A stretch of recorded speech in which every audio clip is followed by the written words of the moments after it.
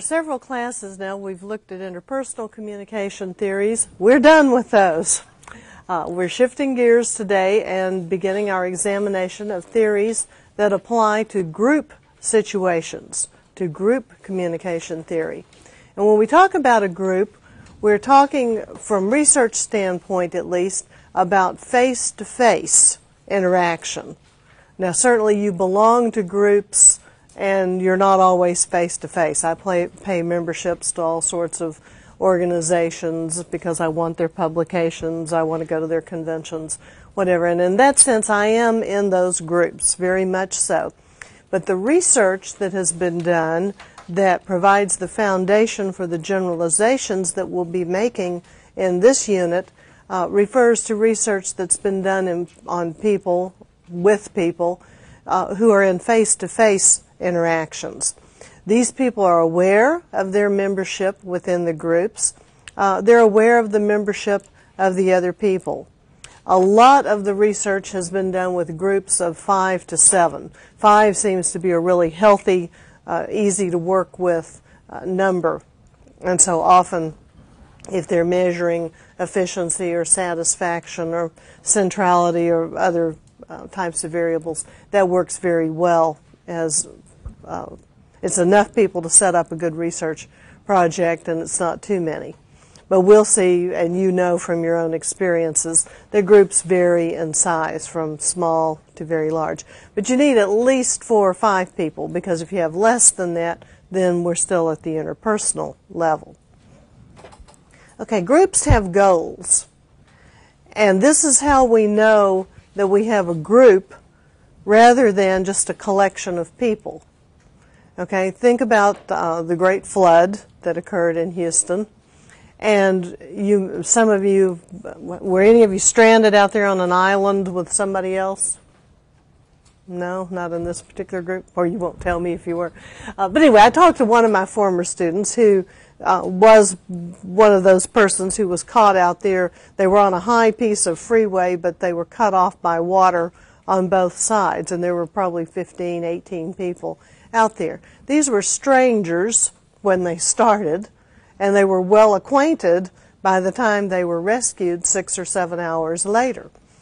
Did you follow some of the stories of the people who were stranded on the Pierce Elevated? What happened there that was kind of nice? Anybody remember? Well, there was a Metro bus on its way back to the barn, and so that driver just opened it. Those people were stranded, what, 2 days? I don't know, a really long time up there. And he opened the bus up and let the people come in and sleep on the Metro bus. You know, so they had a place to get out of the rain, and that was more comfortable in most cases than staying in their own car. But the best part was there was a Krispy Kreme donut truck stranded up there too. Now, the first few hours he couldn't give those donuts away, you know, because the water might go down and he could complete the delivery. But after, I can't remember now if it was 6 hours or 8 hours, you know, he's on his little cell phone to his supervisor. Supervisor says, okay, the time has come, you can give away the donuts, because they are now so old that we would just throw them in the trash anyway. You know, we're not going to sell 10-hour-old donuts or whatever their magic cutoff is. So he was able to give those away. Okay, through all of this process, these people changed from a collection of people to a group because they had a common goal. Get off the freeway as soon as possible. Get through this flood together. Find food. There was a nice lady from who'd been on a trip to Galveston, I think, too, on a camp out, and she had 10 soda pop left in her cooler, you know, and she shared those. Well, normally, you know, you wouldn't go along and say, anybody on the freeway want one of my cans of pop? You know, you just keep going. But that's the difference, that when we have a common goal, whether it's to, to donate blood and raise blood for the blood center, or to get out of a stranded flood situation, or get through a class together. There are all kinds of things that bring people together and that constitute these common goals.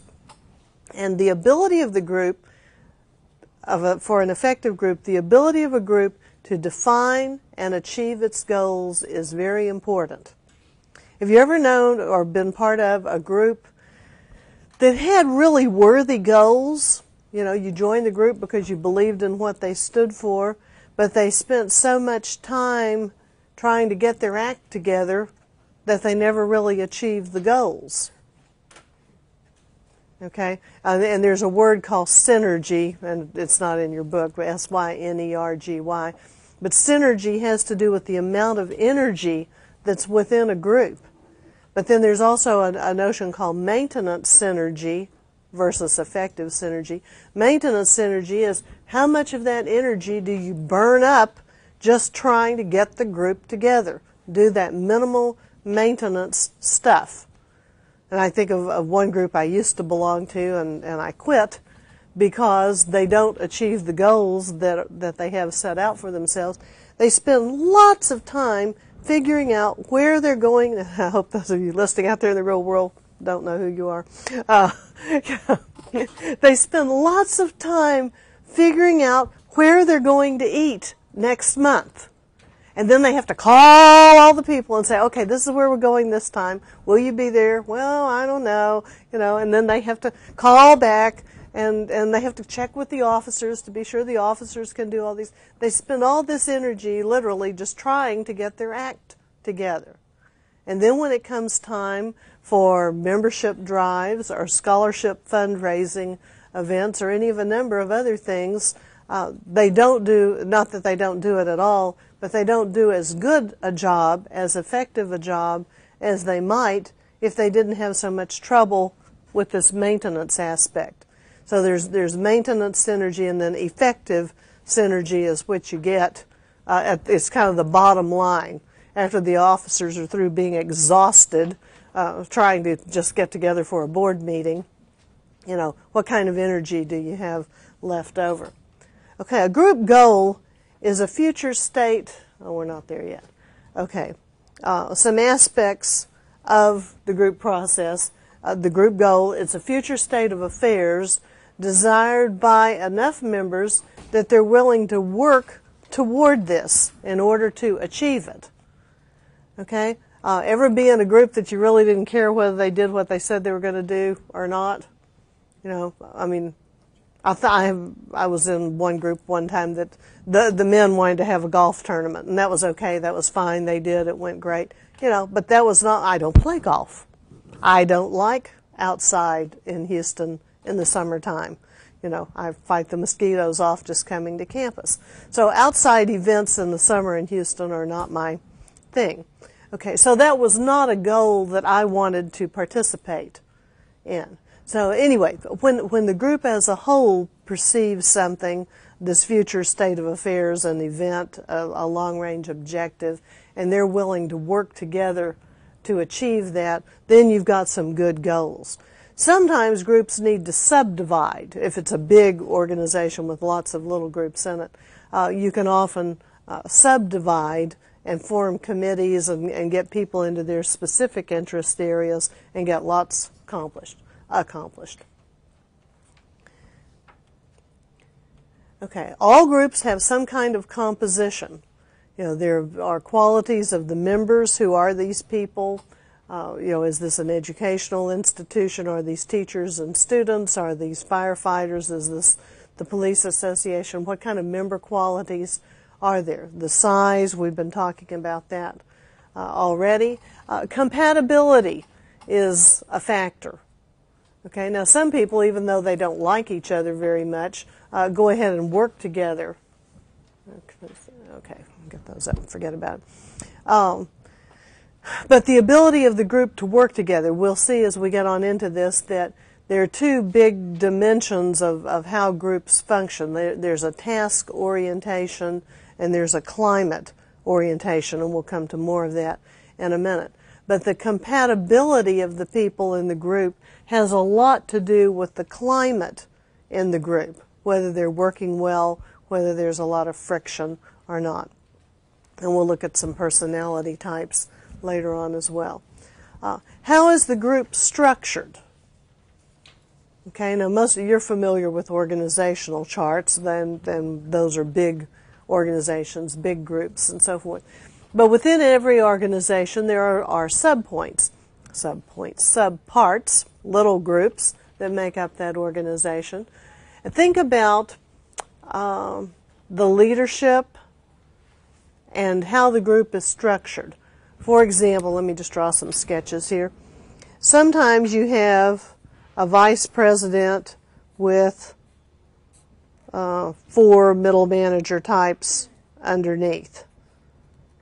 Okay, or we can make more, however many you want to draw. Sometimes you have a chain of command. There's, each person answers to the person above or below them. Sometimes you have a situation where the people are really all equal. I'd like to get 5 here. Okay. That's a little crooked, whatever. Okay, we'll do 5 people. Pretend there are just 5 in this group too. Let's see, sometimes they're in a kind of Y arrangement. If I can draw a Y. 2, 3, 4. Let's start over on that one. Okay, 1, 2, 3, 4, 5. And sometimes you have a kind of star pattern. Should have put this one on PowerPoint, shouldn't I? Bad artwork. Okay. But you have communication that flows between all of the people. That's the point of this one. Now, if you were in a group, which one do you think you would like working in the most? Equal? Does that mean the star-shaped one? Okay. Or does that mean this one, where the circle? Okay, this one's the circle. This one's kind of a star. Okay, a Y, a chain. And this one's sometimes called the wheel. Okay. Anybody else have an opinion? He likes the circle. You're very quiet this morning. You didn't have your coffee, huh? Okay. Well, they did some research, and they did it far better than I drew this picture. But they were looking at centrality, efficiency, and satisfaction. This is back in about 1957, I think. Anyway, pre-1960, a guy named Levitt. And what they did was put 5 people in each of these arrangements, and then they put partitions up in between so the folks couldn't see each other. And they put a little slit in the partition. And then they gave all of the people puzzle pieces. And the goal is, which group can solve the puzzle the fastest? Well, which one do you think was the fastest? It's going to be that wheel, is it? Where there's one person in the center and 4 spokes. All they have to do, all they can do, because they can't communicate with each other, all they can do is take their puzzle piece and put it through the slot to the person in the middle. And the puzzle solved. 4 moves. Got that puzzle solved. Very simple 5-piece puzzles. Okay, which one do you think took the longest? The circle. Your circle is very inefficient. But you're right, the people liked it better.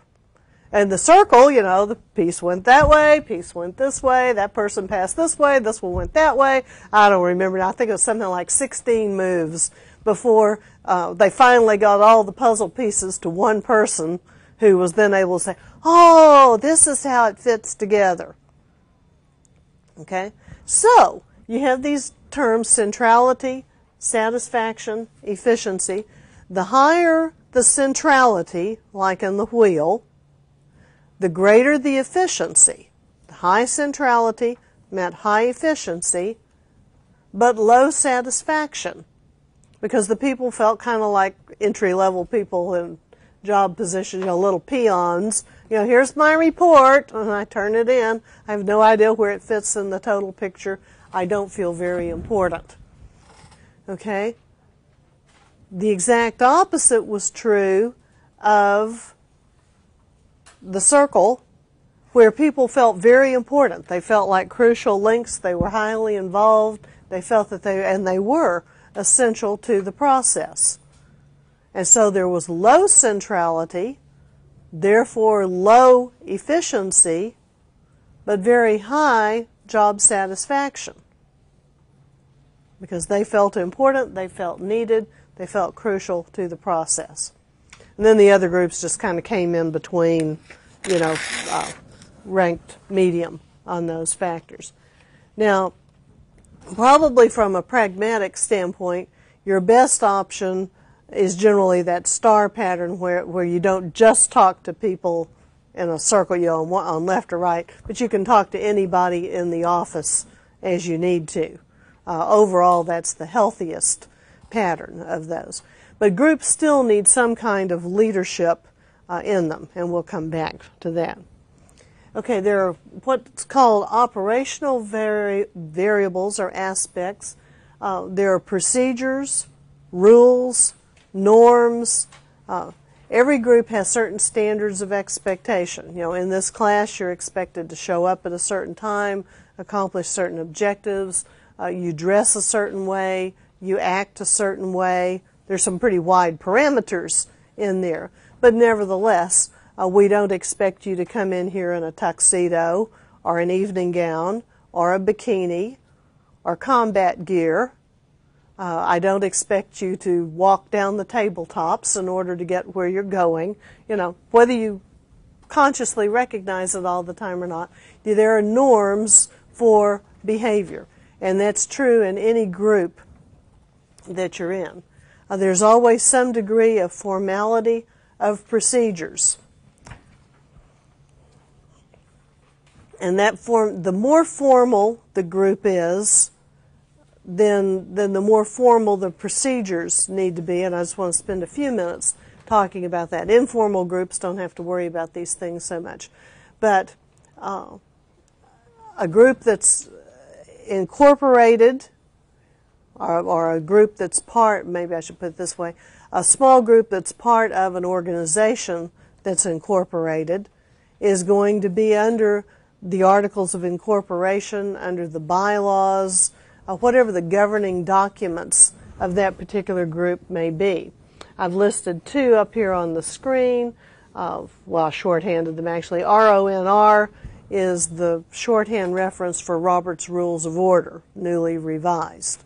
And there's a brand new 2000, well, it's not brand new, it's been out a year now, but the 2000 edition is on the market, and about 93% of organizations in the United States use Robert's Rules of Order as their governing document for formal procedures, how to make motion. And you may need to know this someday if you chair a committee, if you're on a board of directors, if you're active in your civic club, a parent-teacher organization, any of those kinds of groups, whether you're in a small committee group or whether you're part of the larger group.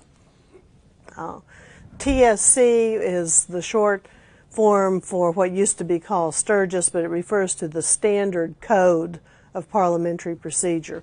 That's grown in popularity some in the last 10 years or so, but most people are still under Robert's Rules of Order. A number of the medical associated, the American Medical Association, Dental Association, those groups, nursing, I think national nursing. But anyway, a number of medical organizations prefer the Sturgis book, the Standard Code, to Robert's Rules of Order. But if you find yourself in groups that are governed by those formal procedures, then you need a current copy of that book. I am not sure why the publisher still persists in selling the 1915 edition of Robert's Rules of Order. And every once in a while, somebody will show up in my other class where we use those books, say, look, I found, new edition. No, it says there's a new foreword. It's the original 1915 edition with a new foreword in it. They slapped a new intro page on, and it's almost useless except for historical purposes, if you want to know what the original looked like. But anyway, this is the little Bible for formal, and we're not going into them in here because that's not our job. But this is Robert's theory of how groups ought to work. It's particularly, as the name says, it's rules of order. It's a rules-based system for conducting business in organizations. Okay, the bylaws are the governing documents that govern a group. Now, if you have a study group, and we have all kinds of groups. We have cathartic groups, we have play pleasure groups, we have study groups, we have problem solving groups, and we'll get more into problem solving as we go. But if you're under in a group that's under any kind of authority, the bylaws are the governing document of an organization. If you're in a fraternity, a sorority, a church, the PTO, anything that's got a board of directors, all of those organizations, no matter which religious flavor you are, those organizations have a set of bylaws, no matter which political party you're in. There are bylaws that tell and describe how the precincts will work, how candidates will be selected and endorsed, et cetera, et cetera. And so you need to know what the bylaws say about your group, how the officers are selected, how long their terms of office will be, what kind of standing committees there are. We could go into that for hours, but that's not our job here either. But it's important to note as we talk about groups that there are the groups that need formal procedures. Okay, and that's where they come from. Rules of debate, how long can you talk, how many times can you talk on any particular issue, and something like the Standard Code or Robert's Rules of Order will get you through all of that. I put standing rules up here too. Normally bylaws are changed by previous notice and a 2/3 vote of the people involved. Standing rules are less weighty in what they have said. Standing rules you change by majority vote at any meeting. But lots of groups need those, kind of like your standard operating procedures at work. A lot of you work in places where there are great manuals of how to do things. Around here, accounting, I'm told there's a whole row of how to process the forms, so forth. Somebody's got the rules written down for how you register. And some of that stuff that's in your registration schedule has the effect of standing rules. This is how we're doing it this semester. But when the people in charge vote to do it otherwise and print it up differently, then it changes. So some things are easily changed, but we write them down so that if someone asks about it, we can say, yeah, this is the way we do it. Go read the operations manual and the procedures manual, whatever it's called in that particular group, and you'll know how we do things. Okay, and sometimes it's as simple as which way, which side of the room the flag's going to be on, or what the order of ceremonial events for your Boy Scout troop, or Campfire Girls, or Girl Scouts, or whatever may be. Okay, minutes are the written record. They're the legal written record of what takes place in a group meeting. And it's really important that somebody makes notes. Now, if this is an informal, casual group, it's still a good idea to have a recorder or a secretary, someone who'll just keep track of where you are, what you've done, and so forth. But if this is a group that is under a set of bylaws that's taking action that impacts themselves and possibly other people, then it's important to have that legal record, to have that written, to go back and check it and correct it, and so forth. And if you're part of a group that's taking minutes, you'll pay attention. Read those minutes. See if, in fact, recorded in the minutes is indeed what happened. And if it's a group that's authorizing expenditures of money, you particularly want those things written down and documented. And we could go a long time on that. We won't. Okay, there's some variables that impact groups. One is the task, and that ties back into the goal or purpose of the group. Also, outcome. What's accomplished? Is this a cooperative or a competitive situation? Will the group be evaluated by the whole or by individual effort?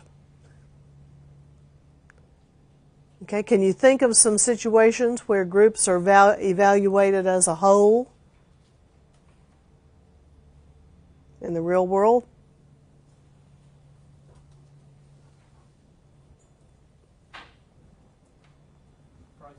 I can't hear you. On a project? Is that what you said? Yeah, well, that sometimes goes either way, but often in the real world, the project either comes, the space shuttle either launches or it doesn't. The project is either accomplished or it isn't. Now, sometimes it depends a little bit on the project, because sometimes people are rated individually and as a whole. You get a combination kind of effect there. I was thinking of something as simple as sports teams. You know, you only care whether the Astros won or lost, or whether the Cougars win or lose. Now, sometimes if there's one stellar performance in the game, we might say, in spite of the stellar performance of athlete X, you know, they lost the game. But it wasn't this person's fault, because they ran so many yards or made so many baskets. But still, bottom line is we lost the game. And so no matter how wonderful one person was, if we lost the game, then we're depressed. Okay? And it may be something like if you're in a sales office, branch office, this kind of thing, and you know, you're either the top sales office in the country, the best regional office, or you aren't, even though one or two people may have been wonderful. So anyway, this is one way of looking at groups and evaluating them, is in terms of the outcomes. Okay. Third, with any group, there's some sort of group atmosphere. And as we look at some personality types toward the end of this lecture, we'll look at what kind of people contribute and deter, are detrimental to the group atmosphere. But there are processes that go on among the people in a group as they're trying to accomplish their goals. And this in turn sets up a kind of emotional climate. And you probably, if you just think about the groups that you go to, there may be some, you know, you just love getting there. You love being with these people. You have a wonderful time. You enjoy working with them. The personalities are pleasant. The people are cooperative. They take turns. Nobody's rude or abrasive or anything negative. And this is a nice place to be. There may be another group you go to that's just really boring. All you do is sit there. You don't say anything. You don't do anything. You know, you just kind of wait for it to be over with. Wouldn't be any of your classes, of course. Okay. But see, if you would get involved, and we'll talk about that shortly, that being involved helps. Okay. As membership increases, the group becomes more centralized. Okay, and we were talking about that earlier in terms of formal procedures. The larger we get, then eventually we reach a point that we have to use microphones. People have to get up and move to those microphones and be recognized before they can talk. But when we're in a little group of 5 people, even 10 people, people can speak spontaneously. As long as you kind of fit around a conference table conveniently, then informality is much easier to maintain. Okay, what I was alluding to a minute ago is the little law that says as participation becomes lopsided, the actives become more satisfied and the inactives become less satisfied. What does that suggest to you? You need to get involved if you want to be satisfied with the outcome. If I'm the chairman or the leader, I need to get you involved. I see a couple of frowns out there. The inactives are those people who just sit there and they listen. And it's over with, and they kind of have that, attitude. And somebody said, well, you know, you're going to participate in this. No, I'm not going to help plan that social. You know, nobody asked me if that's what I wanted to do. You know, well, why didn't you participate? I figure if they want my opinion, they'll ask for it. You know that attitude? Okay. Now, I mean, there are some situations where maybe it's kind of none of your business, and if they want your opinion, they should ask for it. But if you're on the committee to plan the spring social or the membership drive, anytime you have membership in the group that's responsible for the outcome and for pursuing a particular goal, you have an obligation to be prepared to participate and to help the group move toward that goal. But the research shows that the people who just sit there like a bump on a log, a lump on a frog, whatever, those people walk away being less satisfied. And the ones that are actively involved and say, well, we could do this, we could do that, they go through the evaluative process, they're going to be happier with the outcomes. Okay, consensus is desirable, but sometimes it's impossible. You want, as time permits, you want to accommodate, and when Dr. Williamson comes back next class, she's going to talk to you about conflict management, conflict resolution in groups. But you want to accommodate as many people as possible. You want to compromise wherever that's reasonable and is consistent with your values. You want to work toward these things, because the happier you make everybody, the more likely the group is to stay together. If you've ever been in a group where you're the minority over and over and over, and your ideas always lose, what do you feel like doing? Yeah, you give up, or you pack up and go form a new group. They obviously don't care what we think. So why don't we just leave and go form our own little group and go for it? There aren't very many of us, but we'll talk these people into doing what we're interested in, and we'll build our membership and pursue our goals, and they can just sit over there doing their own thing. And sometimes that is the right answer. If you've got groups that really have conflicting goals, they need to form two groups and do their own thing, because sometimes those are just incompatible.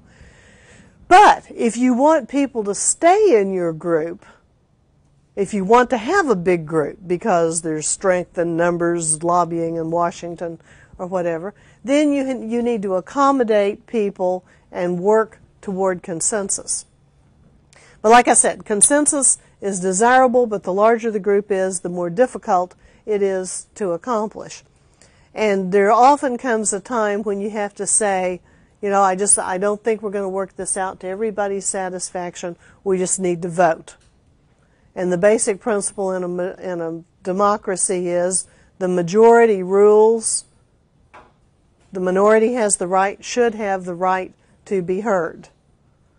Okay, but the tail's wagging the dog if the minority's doing the ruling. So the majority rules, but the minority ought to have the right to be heard. Because if you never listen to the minority, one, we're going to come to groupthink later on, you're not getting all the input that you need, and you're likely to have some faulty decision making, but also you're offending these people potentially, and they'll eventually get annoyed and leave. Okay, and we'll come back to groupthink. Okay, long range versus short range goals. Usually your immediate goals are easier to attain. I know that's true. I have all these little to-do lists, and Dr. Williamson talked about people like that. But I have the long-range list and the short-range list. And the short-range list is all the stuff I have to get through today. I had to go to the office this morning in the heat, and because the AC is still not on, and pick up a number of things and do these things and so forth. But then there are those long-range goals like publishing this or that, or meeting a deadline for a convention or whatever it may be. Well, the short-range goals are a lot easier. I've already checked off 5 or 6 things today that I needed to do. And so I've accomplished all of those. There are these big things looming on the side, and there are some pretty good-sized projects and things that need to happen over the weekend, like preparing your next exam. These are big, but not today. I don't have, as Miss Scarlett said, I'll have to worry about that tomorrow. Okay, there's certain things that I have to do today. Well, anyway, if groups will have short-range goals as well as long-range goals, this is a good thing. Okay? If your goal is to raise $1 million for your scholarship fund, Well, okay, if that's a reasonable possibility, if you haven't set your sights totally beyond the horizon. But if you can put some intermediate goals in there too and see the little marker climb, you're probably going to feel better about it than simply being in a position of, well, we still haven't reached our $1 million. We're only at 782,000. Okay, so and that feeds into the next item on the slide, that usually the immediate goal, no, the next one, that they may be part of a long-range goal. The short-range goals may feed into that long-range goal. And it's helpful to choose goals that you can reach in a reasonable period of time. Goals are important because they serve as guides for action. They're motivating forces. That's kind of what keeps us going. What are we doing here? Why are we doing this? Come on, we've got to accomplish this goal. It's easy to see in something like a football game where you're working toward the goal line and you know exactly how many yards remain before that touchdown. Okay, the commitment to the goals by the people in the group depends on the attractiveness of the goal, the possible accomplishment of the goal, and how challenging it is. Okay, if you're just not interested in the group, and then whether you're satisfied in the group and what kind of group relations you have, and we've talked about those already. But if you feel like it's impossible to accomplish the group goals, then why waste your time? We don't have that kind of money. We don't have those kinds of resources. Are you challenged by the goals? Or if you just find them boring for whatever reason, you're not going to have much commitment to them. Okay, and then how well you like working in the group. Are you satisfied with this? Okay, now some interesting things were discovered when they did research to find out when the most influence occurs within groups. Okay, when and sometimes in groups people get kind of pushy and say, this is what we need to do. Well, I think this, and come on now, this is the way to do it. Well, your pushiness and your willingness to influence other people, be more persuasive and assertive, depends on or is influenced by when people don't know each other, they're likely to exert more influence. You're more cautious, more tentative with people that you know, family members, longtime friends. You just tread more lightly. When there are time constraints that exist, maybe this is a family thing, you do know each other well, but we need to decide in the next 2 days before airfares go up again or before the price of gasoline goes up again or whatever, what we're going to do about or whether we're going to take this trip. Just sometimes there are time constraints that force you to move on things, and when that happens, people get pushier. Okay, and third, when the people don't anticipate working together again. Now, isn't that an interesting one? But if you know, like the faculty, almost everybody in the School of Communication is tenured right now, and so we know we're going to be working together for many, some of them for many years, in my case at least for several years to go. And so, you want to keep the peace, you want things to go well. Got to work with these people next week, next year, and that makes a difference. It's an important factor in how pushy you get. Okay. People also get along better with people who are like themselves. Although every once in a while you'll find a group that refers to themselves as the misfits or whatever, and they have a lot of diversity within their group. But generally, similar socioeconomic status, similar IQs, similar religions, similar politics, generally that's what the research supports. You'll find exceptions to that now and then, but research supports that usually we're happiest that way, recognizing that there's some really flexible people that get along with anybody anywhere. Okay, the setting is important. And I think in nonverbal communication, we talked about the beautiful versus ugly surroundings. Remember that discussion? people would rather be in beautiful surroundings than ugly ones. They're happier and so forth. So the setting can make people feel comfortable and relaxed, or it can make them feel uneasy about the job that they have to do.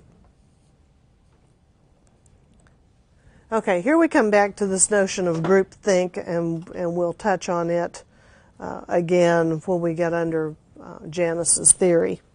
But just for a definition at this point, because I keep using the term, groupthink results from too much cohesiveness within the group. You want cohesiveness. Cohesion or cohesiveness is kind of like the glue that makes the group stick together. You know, it involves liking, the willingness to work together. But a cohesive group is one that's sticking together well as they pursue their task. But if you get too much cohesiveness, then you can get poor decision making and what's called an illusion of invulnerability. But you never have a devil's advocate who looks at the other side of the issue. We just assume that if we agree with each other, and you know, I like you and you like me, and we all agree on these goals, we must be right. I mean, why would we hold this position if it were wrong? You know, and I'm an intelligent person, and I know what I think, and I've had plenty of time in my age to figure out what I believe and so forth. And so I guess somebody who thinks just like I do, and you know, it becomes this little internal situation where we reinforce each other and nobody stops to say, wait a minute, if we plan a picnic outdoors this weekend, we're going to get eaten alive. There's not enough citronella in the city to make us okay. Even though back in April, when we planned our weekend social for the company or whatever, a picnic in June probably sounded like a good idea. And probably nobody at that point said, what are we going to do if it's been, we wouldn't anticipate a flood, but what are we going to do if it's been raining for 4 days steady and there are mosquitoes everywhere? Okay. So anyway, poor decision making. The worst case scenario, something like this, classic example, is the cyanide punch incident. You know, why would you let your leader say it's now time to drink your cyanide punch, and everybody goes, oh, okay, and they drink it? Now maybe they didn't know there was cyanide in the punch, but certainly, let's hope so. But still, you know, there are situations that are analogous to that when you just ever play that game Lemmings?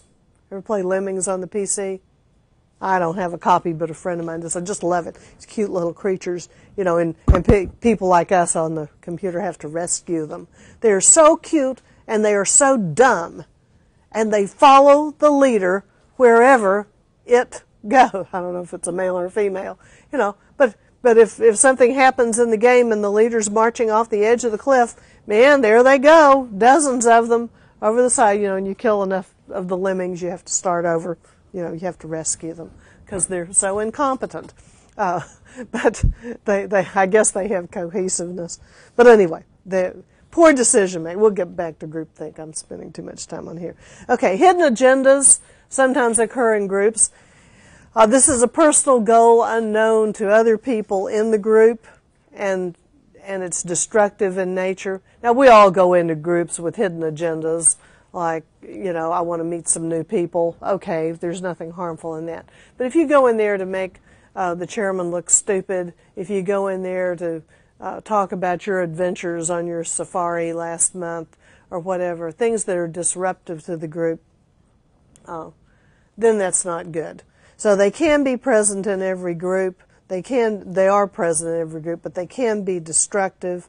And in order to deal with hidden agendas, each group has to work out some kind of procedure for how they want to take care of that. Now, it may mean that sometimes you just need to remind the group of the goals. You know, gang, we're sitting here talking about our vacations, our summer plans for when this semester's over with. Here's what we're supposed to be doing.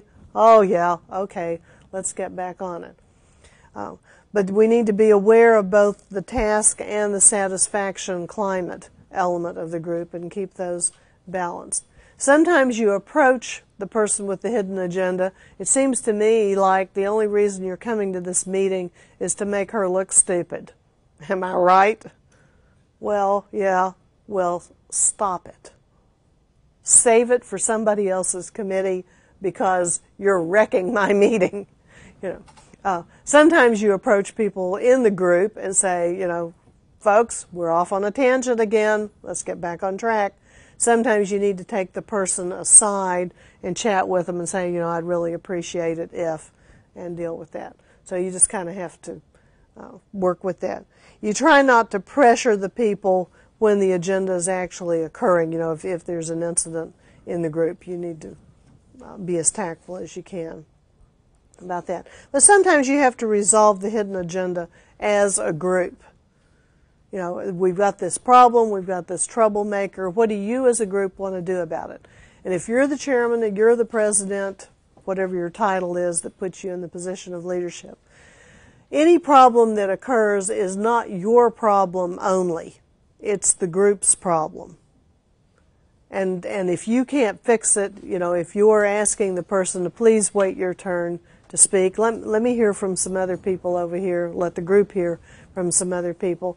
And if that's not happening, then the group as a whole needs to decide, and just ask the group, what do you want to do about this? Would you like for me to have security escort this young lady to the back of the room so the rest of you can have a turn to talk? Yeah. Okay, you have two choices now. Wait your turn, or we'll ask security to come give you an escort.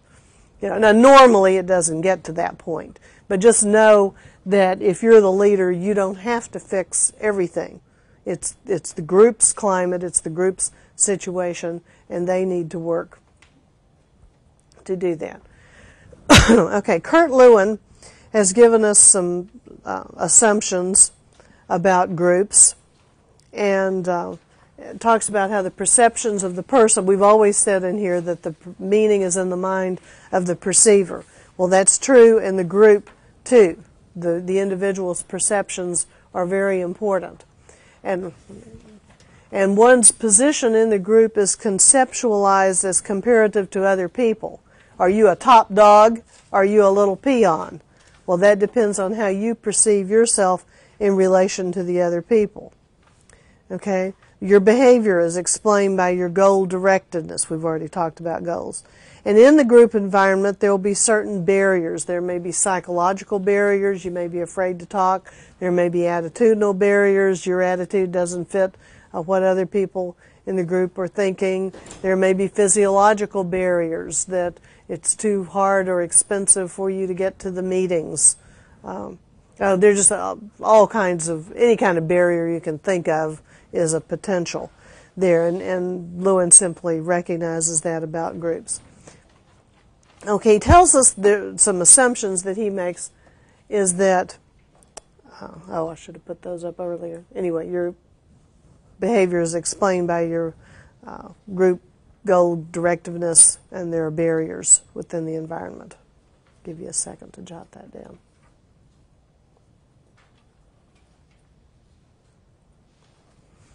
Okay, then Lewin's going to go ahead and make some assumptions about groups.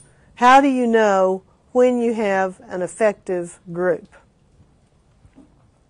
Well, effective groups accomplish their goals. We've already talked about those. They maintain themselves. They elect their officers. They keep their records. They pass the records from one set of officers to the next. They develop and they change. And that takes us back to system theory again. Systems theory, we said, groups have goals, systems have goals, they adapt, they change, and so forth. Well, all that stuff we said about systems is applicable in this situation too. Lewin observed for us that all groups need leaders, or at least they need leadership. Now, you don't always have an elected leader. And some groups will say, well, we're really a leaderless group. Well, you may be leaderless, but there needs to be leadership, or things are going to bog down. We'll see leadership styles more when we get to organizational communication, so I'm just going to mention them here because we'll talk about managerial styles a little in the next unit. But some leaders are very autocratic and domineering. Others are strong-willed, strong ruling, kind of like a benevolent dictator. They're very nice, but they're still high control people, but they're looking out for the welfare of the group. Consultative leaders are those who listen and get a lot of input from the people around them, but then still they make the final decision. And participative is kind of like our circle that we saw earlier. All the people are equal. Everybody participates. That might be a situation where the boss says, you know, we've got 7 people that work in this little office, and I've got $5,000 for bonuses. You all sit down and tell me how you want it divided. And whatever you say, that's how I'll write out the checks. Okay? Or, in contrast, consultative may be, I want your recommendations. I'll decide, but I'm interested in what you have to say and what you recommend. All groups have to balance task with the emotional climate. And we've talked about that some already. But if we're going to have discussion that's productive and moves toward goals, then that has to be done. We've talked about the members, their dependence, their cohesiveness. I want to move along a little bit here. The power and control is an important variable in the group, and that may lead to coalitions within the group. People team up and work together, and particularly where you've got a strong political process, you may have little power blocks getting together to vote a particular way in order to get a motion or an amendment carried and passed. Okay, the last one on there, conflict is inevitable, unless you're in a groupthink mode where there is no conflict. So if you can recognize that conflict can be healthy, that it can be very valuable, then that's a good thing. You know, if you treat it well, if you use it to its advantage, it can be a motivating, generating sort of thing.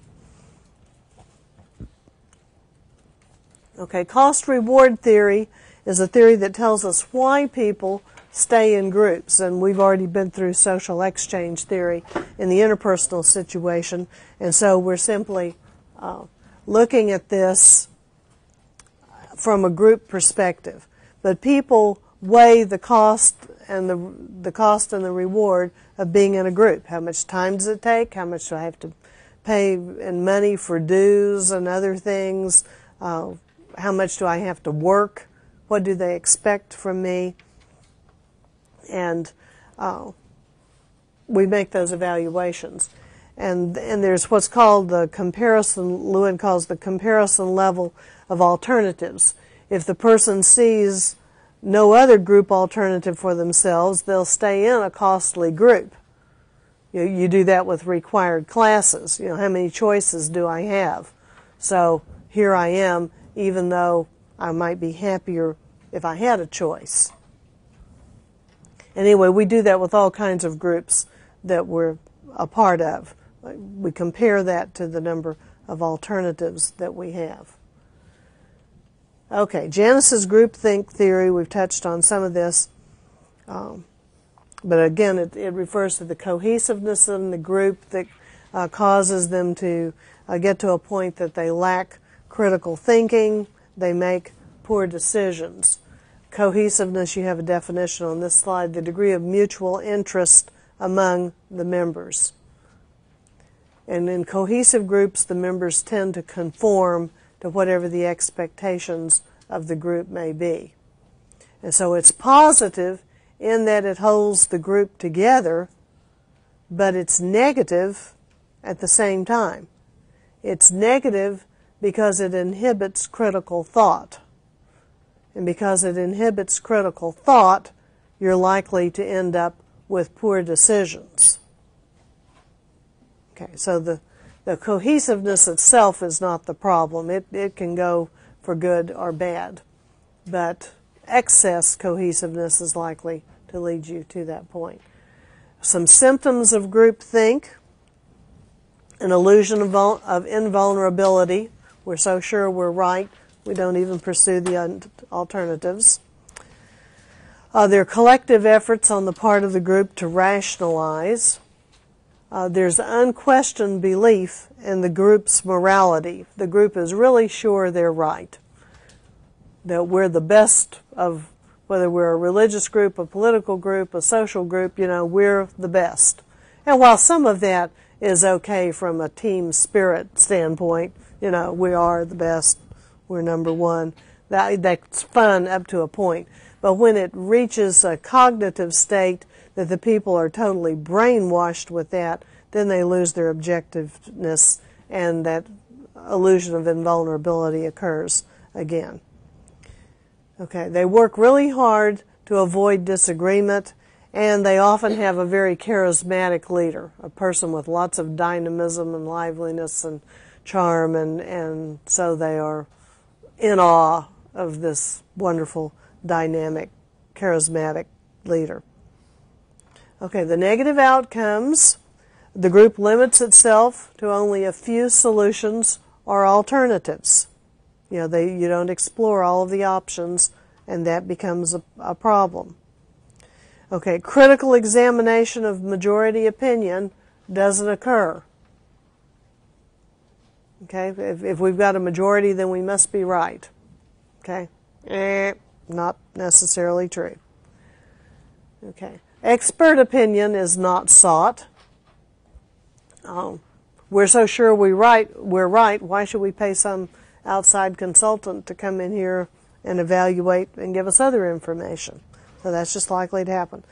There's selective attention to information gathering. If the people are out actually researching the topic, there's a natural human tendency to stick to information that reinforces what you already believe and to discount information that's inconsistent with your beliefs. Well, they must have made an error in their research, or, they didn't report this quite accurately, whatever. And that's important.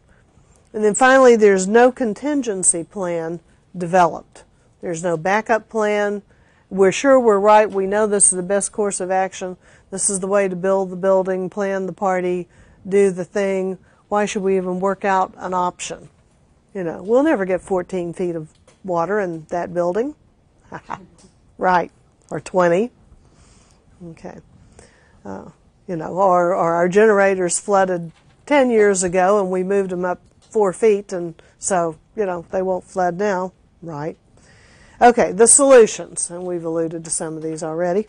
And they're the flip side. The role of a critical evaluator should be assigned. Just say, I know you agree with us, but if you would just sit here and try your best to think up everything that might conceivably go wrong. And even if you don't think it will, go ahead and mention it. And if you appoint this devil's advocate or critical evaluator, and if the person knows it's their job to pursue the other side, it's one of the reasons debate is such a good activity. Debaters in forensic competition at the high school, college level have to debate both sides of the topic. And even if they personally believe one side, they still have to debate both sides so that they build the best, back to Aristotle, the best available means of persuasion, build the strongest possible case on both sides, because knowing the position of your opponent gives you a lot of information then about what you want to say to defend your own position. Okay, the leader should remain impartial. In tiny committees, leaders have more permission to express their opinion on things. That's just the nature of committees. But even at that level, normally, unless you're a group to implement a course of action and it's already clear what the committee believes in and you're just trying to make it happen, if this is a decision-making, problem-solving group, then it's a good idea for the president, the leader, whatever title they're wearing, to hold back and let the other people express their opinions first, particularly if this is an elected leader with a lot of political power within the group, a lot of charisma within the group. If that person gets out in a position statement early on, that may cause people with dissenting opinions to back off and not talk. Okay. Sometimes you want experts from the outside to be invited in to participate, because you can, we take consultants from one university to another, from one corporation to another. They're just things you can see coming in with a fresh set of eyes. And sometimes the group needs to divide into subgroups. If this is a larger group making decisions, to divide and work on parts or things in subgroups may provide different insights to you. And so those are possible alternatives. Okay, Robert Bales was interested in the interaction process within groups, and particularly the kinds of roles that people play in groups. And so he even devised a little scoring form that we won't go into. But he looked at the various kinds of communication behaviors that exist. Are people being warm and supportive? Are they being critical? Are they providing information? Are they asking for information? Are they evaluating the information that somebody else turned in? Are they being critical or supportive of that as they do it? He discovered that people make suggestions, they give opinions, they give information. There are all kinds of things that people do in groups. Some of those tasks, some of those roles relate to the task. Some of those roles relate to the climate. We'll look at those a little more later on. He said, though, that the roles in the groups are influenced by interpersonal personalities, is the expression that he used for it. That there are socio-emotional behaviors. Some people are task leaders, take the role of coordinating the task. Other people's are the climate or socio-emotional folks who reduce tension. They're friendly. They're the, hi, how are you? How's it going? Good idea. Glad you made that suggestion. Those kinds of things. So socio-emotional roles. And you can kind of sort those out by dominant versus submissive. Some people are just more forceful. Others are more passive. Some are friendly and some are not friendly. Some people are pretty hostile and aggressive in groups. Others are very friendly, compliant, so on. And then instrumental versus emotional. Is this task-oriented? Is this emotional in orientation? And all of those contribute to the types of patterns that you may see. Okay, Fisher was interested, so Bales' orientation is toward the types of roles that people play in the group. Fisher was interested in the process within the group: orientation, conflict, emergence, reinforcement. And he said that these are the 4 phases that groups go through when they're making decisions. Okay, you'll remember back when we talked about thinking, we talked about John Dewey and that problem-solving orientation. Identify the problem, assess the needs, the causes, the effects, the criteria for a solution, possible solutions, weigh those, pick one, get a course of action, implement it. Okay, you'll see some parallel here. But then the orientation phase, the group's getting acquainted, they're clarifying the job that they have to do. In the conflict phase, there may be some tension, there may be some disagreement, as some people say, well, you need to do it this way. And other people say, no, this is the way we ought to go. And there's that clash in there as you're setting up criteria and as you're weighing the alternatives to see which really suits the interest of your group. But eventually, if you persist, the group will move into the emergent phase, or emergence phase, and this is where they reach a point of cooperation, of bargaining, negotiation. Well, I'm willing to give a little here if you'll give a little there. And hopefully something is starting to emerge out of the group that seems like a workable plan. If that occurs, then finally you're at the final stage if you're able to reach reinforcement, where people are unifying and they're committing to a course of action. And when that happens, you'll hear people saying like, okay, I think we got a plan now. I think this is going to work. Okay, we had to change that. We adjusted with this, but you know, I've got confidence now that we can pull this off, that this will be a good course of action. And so that reinforcement takes place. Okay, Hayakawa tells us why groups make errors. And of course he recaps by saying that groups make decisions by gathering information, identifying and assessing the problem, gathering information, evaluating that information, and generating alternative proposals. And that's consistent with Dewey and Fisher. But Hayakawa's focus has been on why people make errors. If we know these are the stages that we ought to go through, then what's the problem that groups still make bad decisions? Well, the first place that there may be a problem is that there's an improper problem assessment. We think that our condo is sinking because, or having structural problems because, I got a topic I can get out of, because the ground is shifting. You know, there's been lots of standing water or whatever, and so the ground has shifted, and therefore the building is developing some sway and problem to it. Well, if we had analyzed further, and I heard a story of, this comes to mind, of one group that the contractors put air conditioners on top of the building that were too heavy. And so the weight of all the equipment on top of the building was what was making the building bow and buckle. Well, see, you have to research far enough and get to all the causes, have to properly assess the problem to get to the right cause.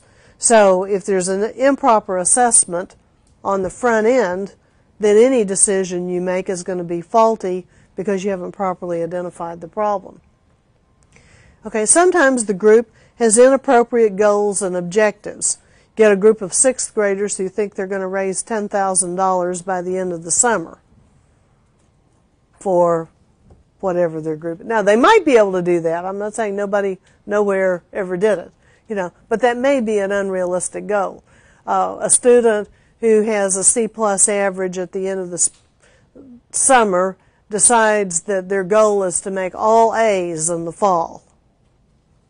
Well, maybe they can do that, but it might be an unrealistic goal, especially if there's no A on you're a junior and there's no A on your transcript yet anywhere.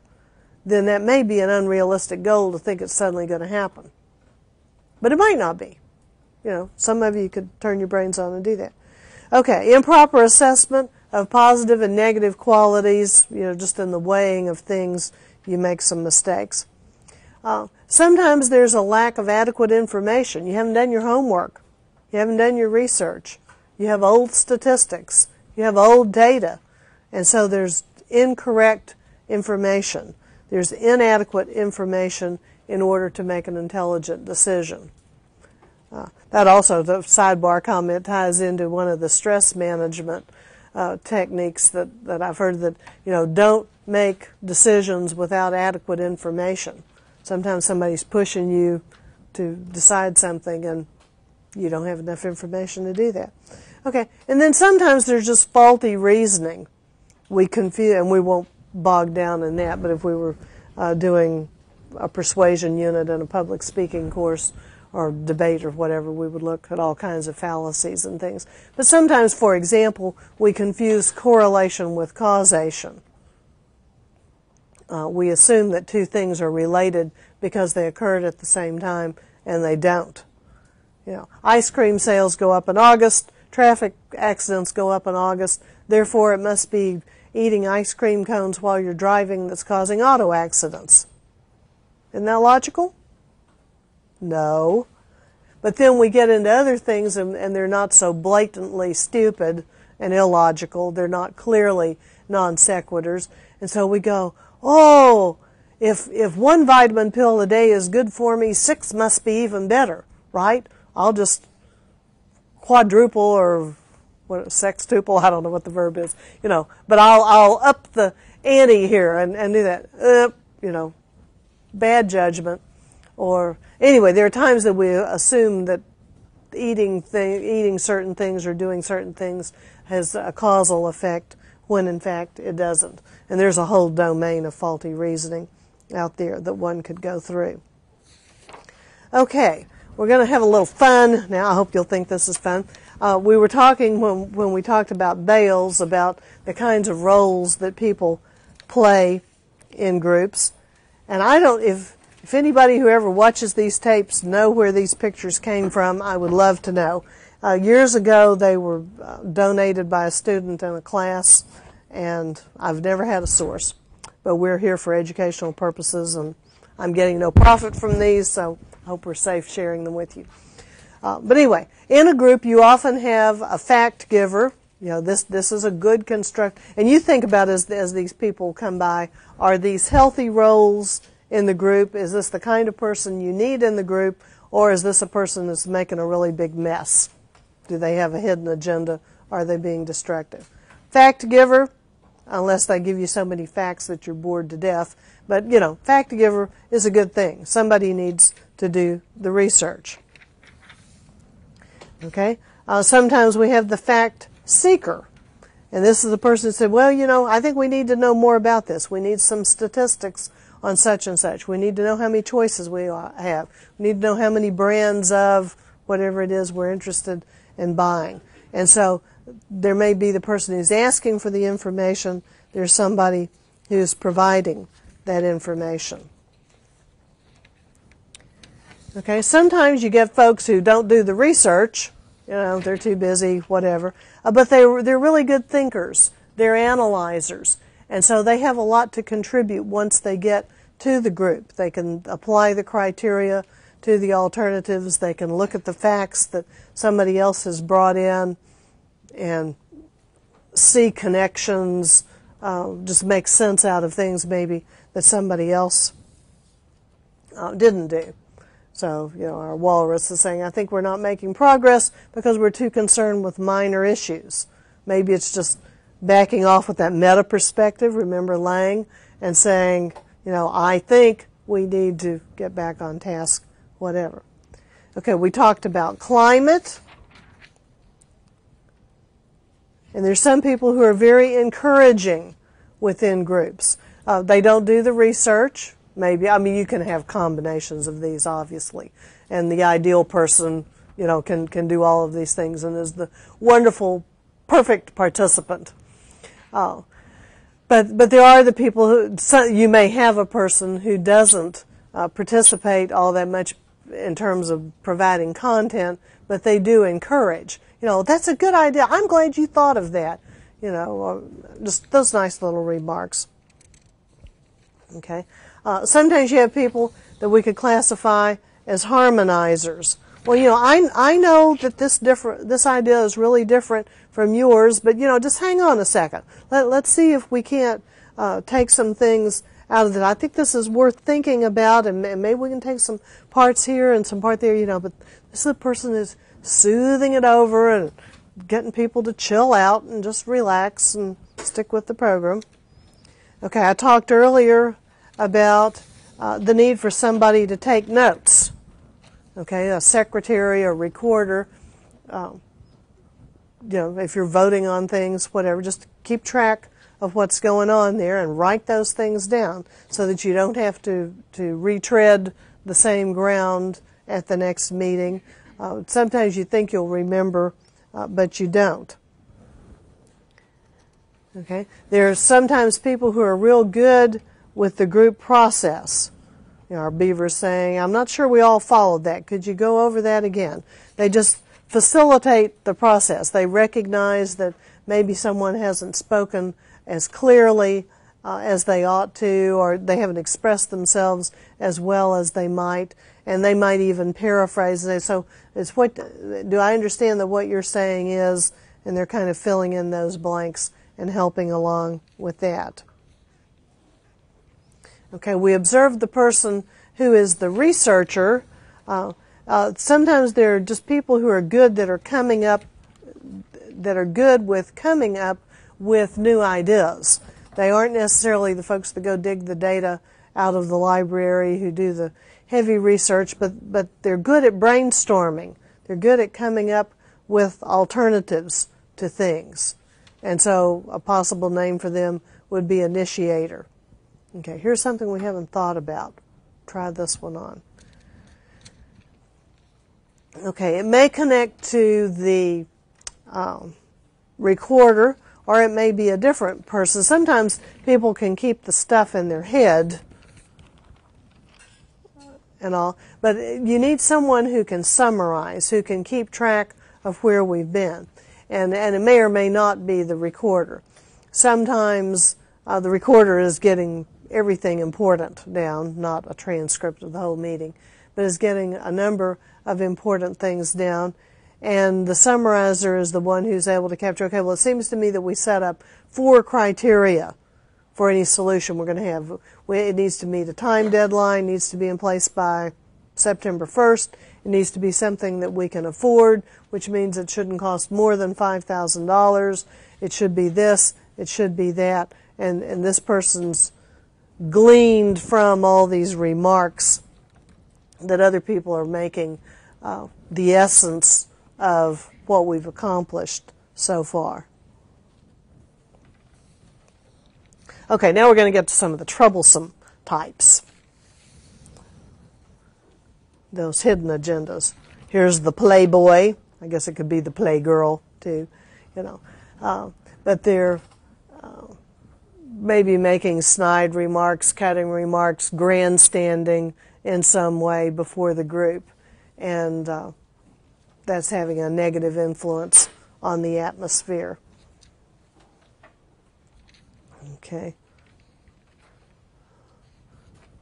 And similar to that is the recognition seeker. Well, the governor explained his position to me yesterday. You know, I was talking with President Smith, and he observed thus and so I'm just letting you know. And I don't really, my goal is not really to tell you what this person thought. My goal is to let you know that I personally communicated with somebody way up in the hierarchy, that they actually know my name, and I'm so special. You know, well, you can see if you got very much of that within a group, that would be a very detrimental, negative kind of thing. Okay, been in a group where people went off on tangents. Well, wool gathering is one label for that. You know, this particular group is supposed to be talking about the school bond issue and our wool gathering lamb here, or sheep, I guess. So, speaking of busing, does anybody know where I can get a chrome muffler for my station? This is old, you can tell, who's driving station wagons. For my SUV. You know, they're off on a tangent, and they're gathering up clutter. They're gathering wool. They're gathering issues. They're gathering trash as far as the group is concerned. Okay. Here's old Cranky coming up next. The blocker. I'm against new desks. I studied these desks 25 years ago and they were fine. What would you do with somebody like that? You know, computers in the classroom, you got to be kidding. You know, look at how many generations got along just fine with no computers in the classroom. Distance education? What do we need distance education for? Well, there are thousands enrolling in it. Many of you are in it, you know. But the blocker is that hard-headed, entrenched sort of person, and they're really difficult to deal with. And hopefully they're logical enough that if you give them information, give them the facts, show them the research, then they can be persuaded. Other times it may take a more interpersonal tack of just saying, well, you know, I know this seems unreasonable to you, but why don't we try it? Kind of that try it, you might like it approach. Let's put computers in one of the first grade or kindergarten or whatever you pick classrooms and see if scores don't improve, if learning doesn't get better. Let's just try it. You could be right. But this is a difficult person to deal with. Okay, aggressive people. Ugh, don't you just hate having them around? Now, assertive, we said, is good. Assertive people, that's useful because they're brave enough to speak up and be confident. But you get somebody, hey, Baldy, that's a really stupid idea. Or we had somebody in my meeting management course one time insult one of my guest speakers. And we're taping live just like we are today, and this person pops off and says, well, that's the worst food I've ever eaten, and I don't want to go too far, they'll have to edit this tape. But it was very insulting to the guest, and I'm saying, that was kind of rude. Breathe. And the person kept on. Anyway, they did eventually have to edit the tape because of that. But it was unpleasant. The guest speaker handled herself very well and had appropriate responses. But when people are aggressive, you sometimes have to take them aside. And in that case, we did. The manager of the studio and my teaching assistant escorted the student outside and said, do you realize what's going on here? Do you realize how many people are listening or will be listening to what you're saying? It was like, oh, forgot that part. Do you want a lawsuit from the company this individual represents? Well, no, I think not.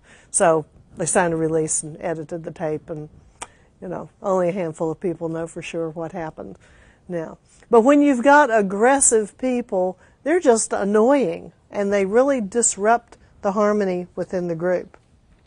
Okay, the flip side of aggressive is, kind of the flip side, is the whisperer. There's some people who aren't brave enough to say, well, that's a really stupid idea. So they go to the person beside and say, can you believe that she said that? Come on. And so this is all going on over on the side. Well, that's not healthy either. It's distracting, it's disruptive, it's rude, it's counterproductive to the group goals, on and on and on. This is not a good thing either. So we want to fix those people too. Sometimes you can call them back to attention in the group and say, come on, let's all get on task here. Other times you need to talk to them outside of the meeting and say, I found it very difficult to lead this discussion because this kind of behavior was going on in the group. If you really need to talk to each other, I'm going to suggest that you just, stay outside before you ever come in and get it taken care of. Or if it absolutely can't wait, then maybe, both of you should slip outside and do this. But please stop it in the group meeting. Okay, we have two more here. I like this one. The monopolizer. Could also be called the mouth. Okay, those people that just will not shut up. I discovered this, and I discovered that, and furthermore this, and furthermore that, and on and on and on into the night. And they probably have a number of those negative communication behaviors that we talked about before. Remember we talked about disconfirming stuff like interrupting and so forth. People who interrupt are rude. That says, and people who keep on talking and don't give anybody else a chance are rude.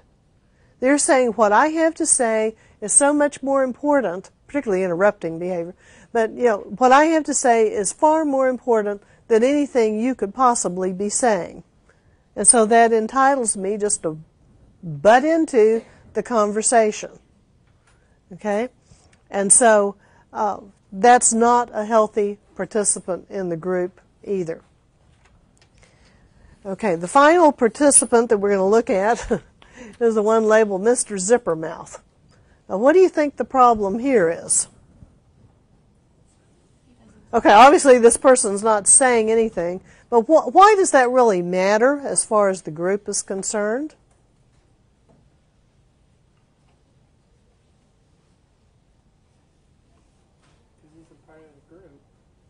Okay, you're not part of the group. What happens in this class? I ask you a question, you all just go, I'm not talking to that camera. Not me. You know, we're doing better. We finally got people on the front row. We're nearly through with this. Some of you have been up here all along, and I appreciate that. You know, but it was really bizarre, the first few classes, to be looking out here at empty chairs, and to know that there are 90 people out here, some on the floor in the back of the room because they didn't want to be on camera. Okay, but they've gotten better. Okay, but when you go into a group and it's your responsibility to talk, and particularly if this is your committee, you're in charge of making this decision, and you just sit there and you wait. If everybody did that, nothing would ever happen. So while some of these others, a number of these types we looked at are wonderful, a number of the types we looked at are really obnoxious and annoying. In many ways, the worst person to have in your group is a zipper mouth. We also said the inactives are going to be less satisfied too. So participate. Everybody come to class on next time, whatever day it is, and be prepared when Dr. Williamson is here to participate. You know, be a shining star for me the rest of the semester and participate. Okay, thank you.